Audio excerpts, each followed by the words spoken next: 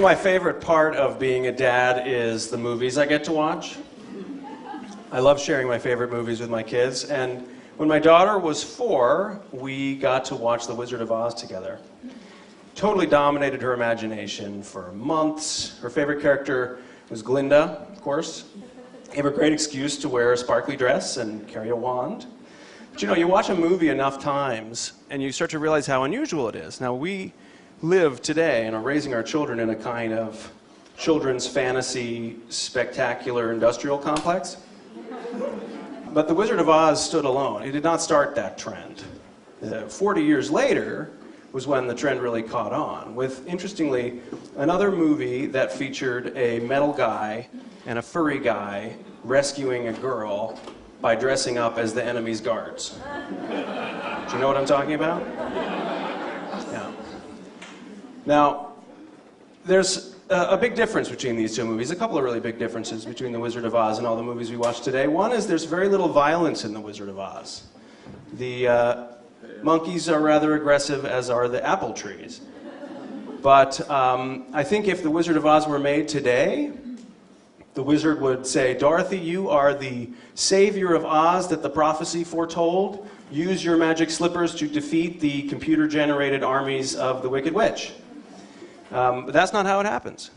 Another thing that's really unique about The Wizard of Oz, to me, is that all of the most heroic and wise and even villainous characters are female.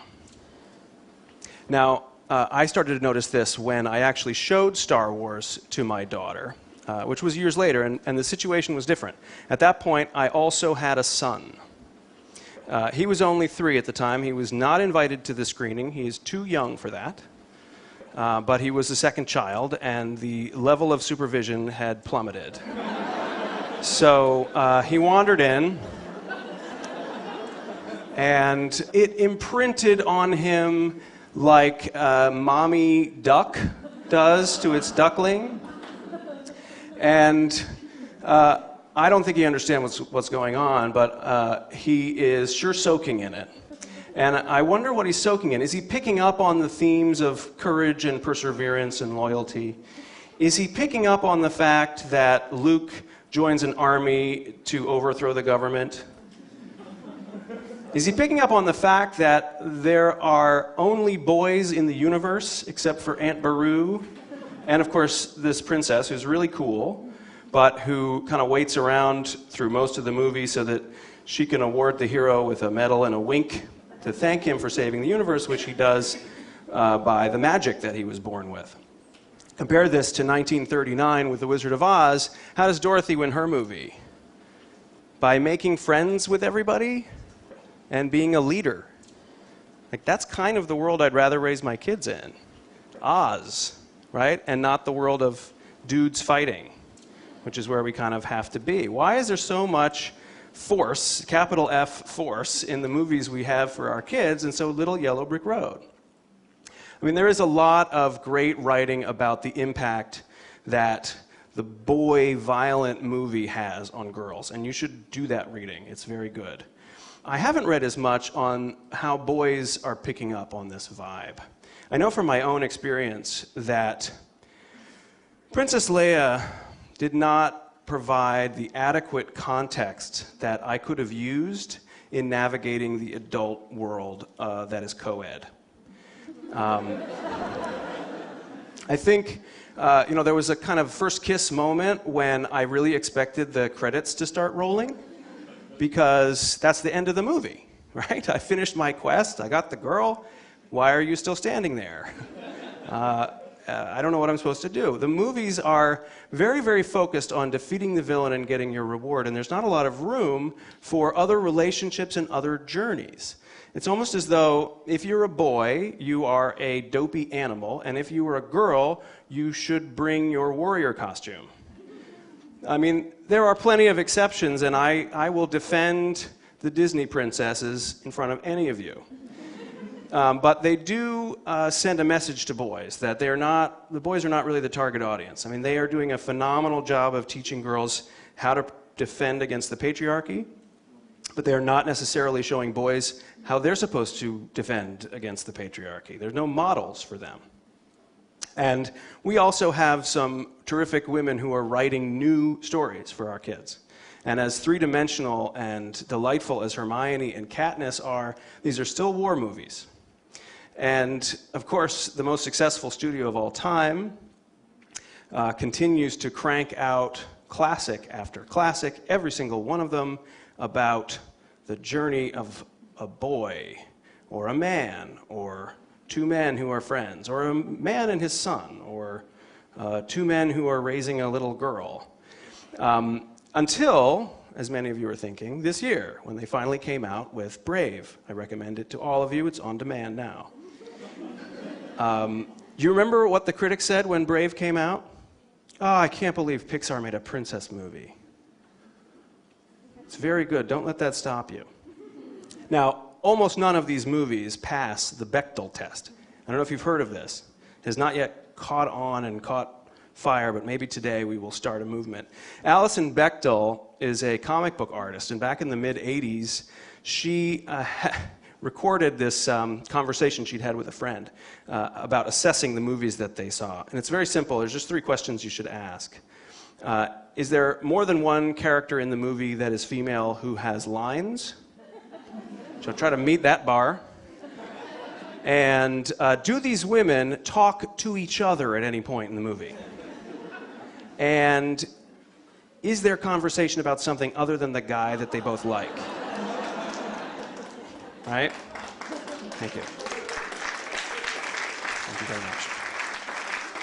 2 women who exist and talk to each other about stuff.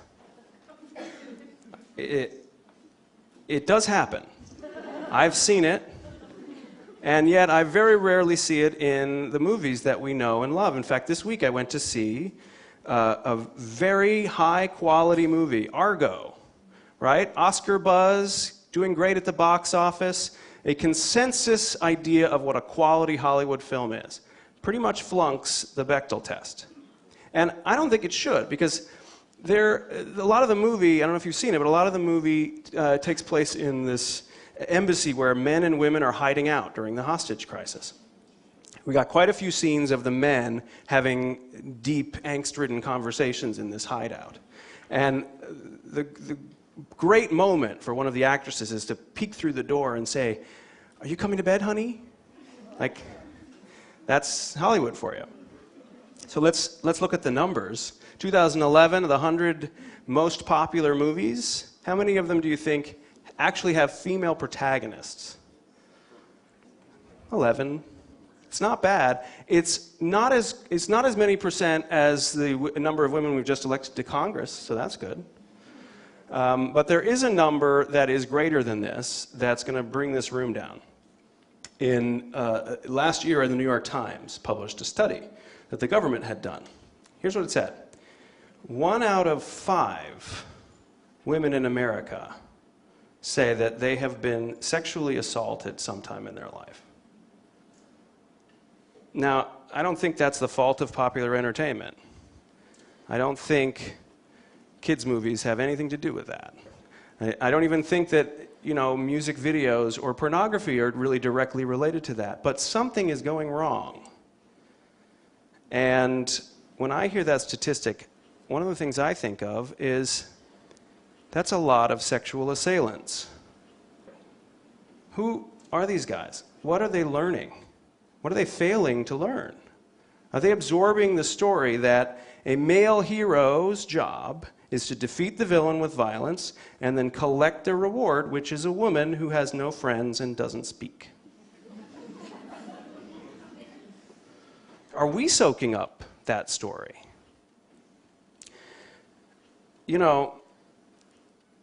As a parent with the privilege of raising a daughter, like all of you who are doing the same thing, we find this world and this statistic very alarming, and we want to prepare them. We have tools at our disposal like girl power, and we hope that that will help.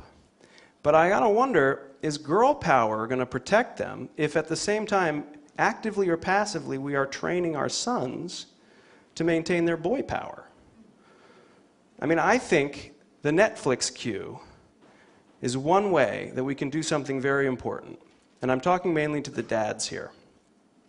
I think we have got to show our sons a new definition of manhood. Now, the definition of manhood is already turning upside down. I mean, you've read about how the new economy is changing the roles of caregiver and wage earner. They're throwing it up in the air.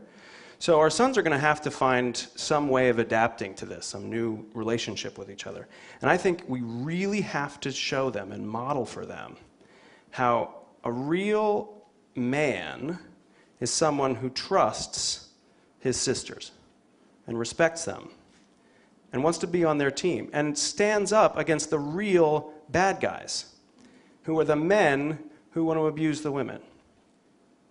And I think our job in the Netflix queue is to look out for those movies that pass the Bechdel test, if we can find them, and to seek out the heroines who are there, who show real courage, who bring people together, and to nudge our sons to identify with those heroines and to say, I want to be on their team, because they're going to be on their team.